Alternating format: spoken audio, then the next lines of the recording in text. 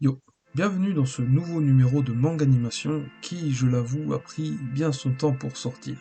Et si jamais vous voulez comprendre pourquoi, je vous invite à me rejoindre sur Twitch car spoiler, je suis très souvent en live, lien dans la description. Bref, si vous avez vu le titre, vous devez sûrement vous demander quel rapport entre Squid Game et les animés, en dehors du fait que j'ai un petit peu fait ça pour le clickbait et que les deux sont d'origine entre guillemets asiatique. Au vu du succès de Squid Game, ses influences un peu trop flagrantes ont directement sauté aux yeux de pas mal de gens.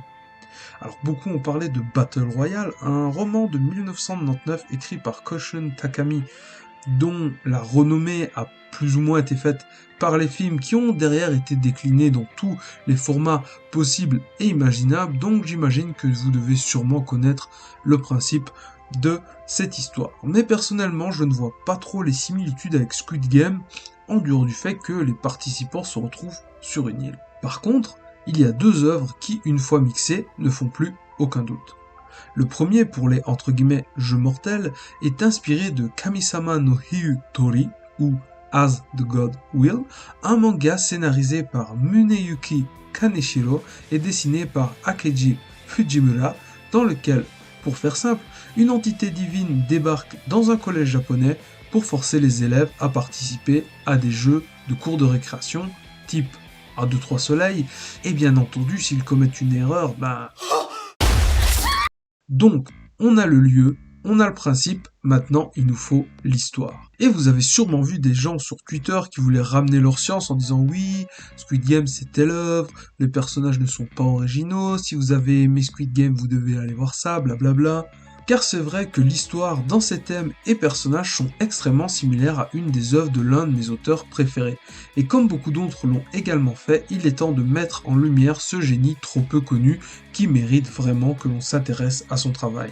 Et donc je ne pouvais pas passer à côté de l'occasion de vous partager mes deux œuvres favorites de cet auteur, car elles partagent un étrange lien que je vais développer avec vous. Bref, rangez vos power-up et vos bastons Sakuga, il est temps de parler du génie de Nobuyuki Fukumoto Sensei et de ses deux prodiges, Kaiji et Akagi. Mais avant de nous jeter dans le grand bain, j'aimerais brièvement vous présenter l'auteur. Nobuyuki Fukumoto est un auteur japonais de manga âgé de 63 ans. Rien de bien fou jusque-là, me direz-vous. Mais il existe une réalité qui lui fait défaut. Fukumoto Sensei n'est pas vraiment un dessinateur de talent. Et même si ces histoires sont géniales, il faut arriver à faire l'effort d'outrepasser le design atypique des personnages pour pleinement pouvoir profiter de l'histoire. Mais ce même design en deviendrait presque iconique une fois que l'on a accroché à ses œuvres. Cela ne l'empêchera pas de charbonner comme jamais depuis ses débuts. D'autant plus que ces histoires tournent toujours un peu autour du même thème, qui sont les jeux d'argent et les paris aux mises assez mortelles. Là où on pourrait penser qu'il doit commencer à tourner en rond à force de rester sur les mêmes thématiques, sa force réside dans ses scénarios qui ne manqueront jamais de nous faire sortir un petit « albatard » à chaque retournement de situation. C'est donc en 1977 que sort sa première série intitulée Hotoko no Kaze. Et depuis, il ne compte pas moins de 24 séries différentes. De nombreuses dureront plusieurs années, certaines auront même des suites. Et 2 séries sont toujours en publication à l'heure actuelle. Et ça, c'est uniquement pour ce qu'il réalise en tant que scénariste et dessinateur. Car il a également 8 séries réalisées en collaboration avec différents scénaristes et dessinateurs, dont 3 sont toujours en cours à l'heure actuelle.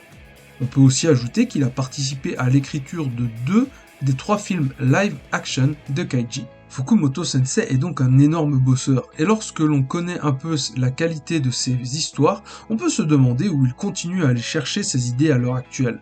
Mais je vais être très honnête, avec vous, je n'ai pas encore lu ses dernières œuvres. Les bases sont donc posées. Pour moi, Fukumoto Sensei mérite beaucoup plus de reconnaissance, et je suis sûr qu'avec un dessinateur de talent pour ses histoires les plus connues, celle-ci aurait été un vrai carton. Mais bon, à contrario, je n'aurais pas pu passer pour un homme de culture. Ah, chienne de vie. Il est donc temps d'aborder son personnage le plus iconique et surtout le plus facile d'accès pour nous occidentaux. Je veux bien entendu parler du loser de génie, Kaiji Hito.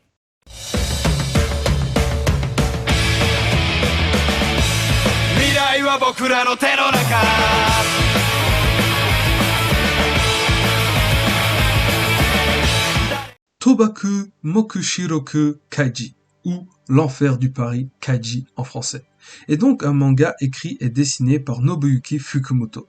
Oui, je le répète, histoire que vous reteniez son nom. Il est prépublié dans le Young Magazine en 1996 et sortira par la suite en volume relié chez les éditions Kodansha, qui malheureusement n'ont pas été traduites en français. La série remportera également le prix de la Kodansha dans la catégorie générale en 1998. Elle compte actuellement 6 saisons, dont la dernière débutée en 2017 est toujours en cours de parution. Bien entendu, elle aura son adaptation animée avec 2 séries de 26 épisodes. La première diffusée de octobre 2007 à avril 2008, reprenant la première saison du manga, et la seconde diffusée en 2011, couvrant la deuxième saison. Le tout animé par le studio Madhouse, voilà, ceux qui ont fait Hunter x Hunter 2011, rien que ça. Et déjà juste là, même si je vous ai dit que le design des personnages était atypique et pouvait freiner l'envie de se lancer dans l'œuvre, l'animation de Madhouse est tellement dingue que si je ne devais vous conseiller qu'une seule chose, c'est de regarder l'animé. La série aura également 3 films live-action sortis respectivement en 2009, 2011 et 2020, avec Fukumoto Sensei au scénario des 2 derniers, ce qui nous donne une histoire différente pour le second film et une inédite pour le troisième.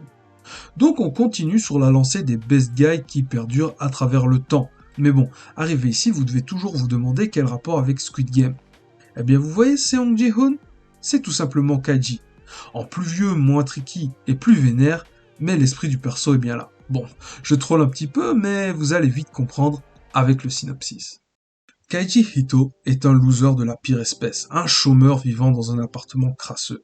Ayant un caractère difficile et un grand problème avec l'autorité, il enchaîne les ratés dans ses petits boulots et finit par se contenter de petits délits pour pouvoir se sustenter d'alcool et de cigarettes, remettant sa vie en question chaque fois qu'il se couche. Un jour, des hommes en costume viennent frapper à sa porte, réclamant une somme astronomique de presque 4 millions de yens, dont il serait apparemment débiteur.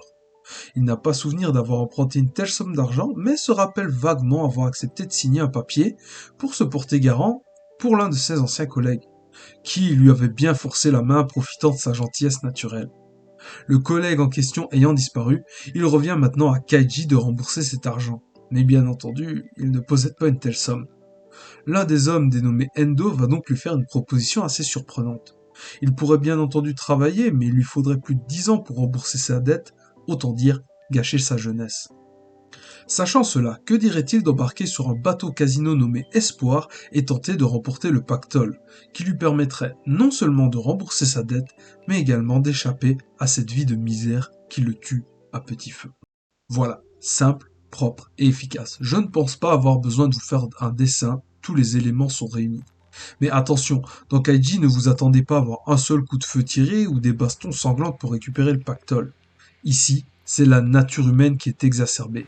Et si vous avez trouvé que Cho Sang-ho était un alors vous n'avez pas fini de détester les personnages secondaires qui apparaissent dans Kaiji. Car le point principal de cette œuvre est la nature profondément gentille, voire même candide, de Kaiji qui évolue dans les ténèbres les plus sombres, sans pour autant changer de nature. Trahison, pari fou, tension, mort, il aura beau tout connaître, Kaiji ne perdra jamais sa gentillesse, de peur de devenir comme les organisateurs de ces jeux déments auxquels il participe et qu'il s'est juré d'abattre. Et en parlant de jeux, ceux-ci sont tellement fous et stressants qu'un simple loto où l'on doit piocher un bout de papier dans une boîte de mouchoirs devient une question de vie ou de mort. Vous retrouverez d'ailleurs une épreuve très similaire à l'une de celles de Squid Game, mais je vous laisse la surprise de la découverte. Bref, pour synthétiser, comment un homme profondément gentil mais accro à l'adrénaline de mettre sa vie en jeu peut-il survivre dans un monde fait de jeux, d'argent et de trahison ? Et franchement, que dire de plus ? Je trollais un petit peu au début, mais sincèrement, si vous avez apprécié Squid Game et que les animés ne vous dérangent pas, je ne peux que vous conseiller, voire même vous intimer, d'aller regarder Kaiji. Maintenant, au début de la vidéo, je vous ai parlé de 2 personnages, car je trouve que ceux-ci expriment parfaitement le génie de Fukumoto Sensei. Mais laissez-moi vous expliquer. Pour schématiser, Kaiji serait un peu le point blanc incrusté dans le yin, représentant la lumière qui éclaircit les ténèbres. Il a beau évoluer avec les pires crapules et se retrouver dans des situations qui en ont brisé plus d'un avant lui, Kaiji ne perdra jamais espoir et finira toujours par trouver une ruse pour s'en sortir. On peut alors se demander, Qu'adviendrait-il si un jour, un homme présentant les mêmes caractéristiques que Kaiji, mais n'éprouvant ni compassion, ni gentillesse, ni peur, pourrait donner dans ce monde fait de subterfuges pour mettre à mal son adversaire? Et c'est là qu'entre en scène Akagi. Rien qu'à leur design, vous pouvez voir le parallèle que j'essaie de souligner. Kaiji, pourtant profondément bon, présente un visage blessé et de cheveux noirs de jet. Akagi, lui, est l'exact opposé.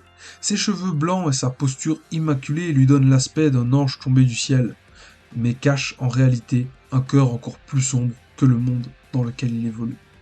Ils sont donc les deux faces d'une même pièce, l'un représentant la lumière tentant de s'extirper du chaos, l'autre la grâce divine se montrant implacable face aux simples mortels. Quand je vous dis que c'est du pur génie. Mais pour illustrer mon propos, il est temps d'aborder l'œuvre en elle-même.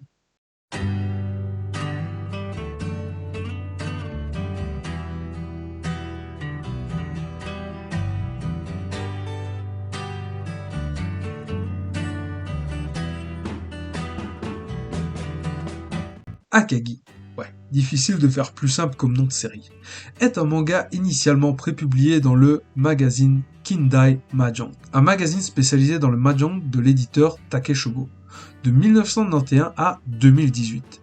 L'éditeur sortira par la suite la série en volume relié pour un total de 36 tomes. Alors, c'est là que ça va un petit peu se compliquer, et c'est plus pour l'anecdote que je vous dis ça, mais la série est en réalité un spin-off qui fait office de préquel à une autre œuvre de l'auteur, intitulée Tenhodori no Kaidanji, dans lequel le personnage principal affrontera le joueur légendaire qu'est Akagi. Ça, c'est uniquement pour l'anecdote.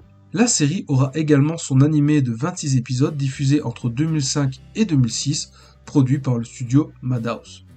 Petite mention pour l'opening qui te colle des frissons d'entrée pour te préparer à observer toujours plus de dingueries.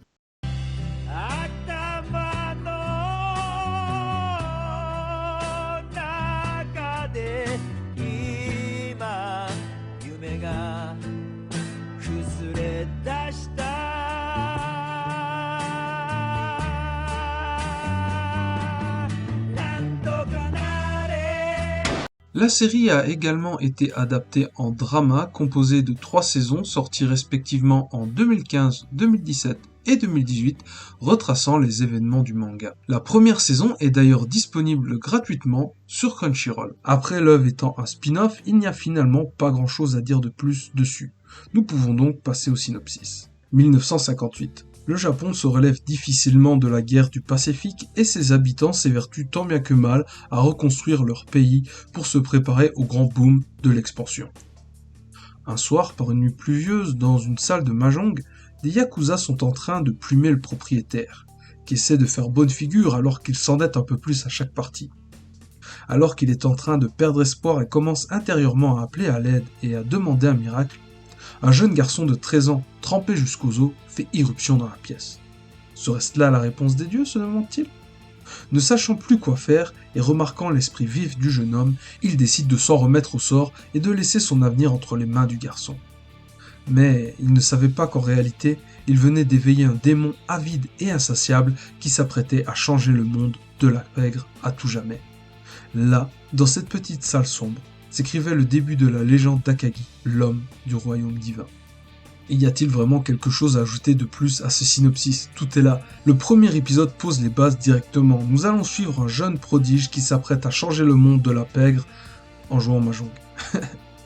Malheureusement, comme vous pouvez l'imaginer, cela peut représenter un obstacle de taille pour se lancer dans l'histoire. Car il faut être honnête, le mahjong est assez compliqué pour tout novice et d'autant plus pour nous occidentaux. Je dois bien avouer que même après avoir vu la série plusieurs fois, je ne suis toujours pas sûr d'être au point au niveau des règles. Mais est-ce que cela m'a empêché d'apprécier l'œuvre et de me prendre des claques à chaque fois que Akagi nous sort un mastermind tout droit des enfers ? Eh bien non. Déjà parce que Akagi ne connaît pas les règles au début de l'histoire. Nous les découvrons donc au fur et à mesure avec lui. Et en plus, chaque coup important nous est expliqué pour nous aider à comprendre la situation. Mais au fond, on s'en fout. Car ce qui compte vraiment, c'est de voir comment Akagi retourne toujours les situations à son avantage, au point d'écœurer tous ses adversaires et d'obtenir le titre de joueur imbattable. La narration et l'animation nous permettent de nous plonger pleinement dans l'histoire et d'apprécier les jeux d'esprit et les stratagèmes des personnages, même si nous ne sommes pas sûrs de la valeur exacte de chaque main, et ça, c'est vraiment fort. Le seul reproche que l'on pourrait faire à la série animée, c'est sa fin un petit peu abrupte. Mais bon, sachant que nous pouvons considérer le manga Ten comme la suite directe, il nous suffit de lire le manga pour connaître la fin de la légende d'Akagi. Et plus généralement, je ne comprends toujours pas pourquoi la suite de Kaiji ou d'autres œuvres de Fukumoto Sensei n'ont toujours pas été adaptées en animé. C'est pour cela que je milite pour relancer la hype et espérer voir un jour un nouvel animé nous faire frémir de stress et de passion. Pour conclure, nous avons donc un joueur touché par la grâce et réputé imbattable, et un autre porté par sa bienveillance qui trouvera toujours une astuce pour remporter son duel, même si celui-ci semble perdu d'avance. On peut donc se demander qui l'emporterait si Akagi et Kaiji venaient à s'affronter. Voilà, encore une œuvre que je voulais aborder depuis longtemps avec vous, car de la même manière que Hunter x Hunter ou Major, Kaiji et Akagi sont des œuvres vers lesquelles je reviens assez souvent tellement elles m'ont marqué, et c'est pour cela que j'ai eu envie de vous en parler. Malheureusement, je ne suis pas sûr d'avoir fait l'hommage que méritent ces deux œuvres, mais j'espère sincèrement vous avoir donné envie d'y jeter un œil, au moins sur l'animé. Comme d'hab, j'ai voulu éviter un maximum le spoil et tenter d'en révéler le moins possible. La vidéo n'est donc pas très longue, mais j'escompte qu'elle puisse faire son taf. Bref, n'hésitez pas à me dire en commentaire ce que vous avez pensé de la vidéo et de Kaiji et Akagi si vous êtes amené à les regarder. Également, je répète, venez me rejoindre sur Twitch, lien en description car je suis beaucoup plus présent sur cette plateforme. En attendant, je vous remercie d'avoir regardé la vidéo, je vous donne rendez-vous dans la prochaine. D'ici là, que l'esprit shonen vous accompagne, et quant à moi, il me reste à vous dire à la prochaine.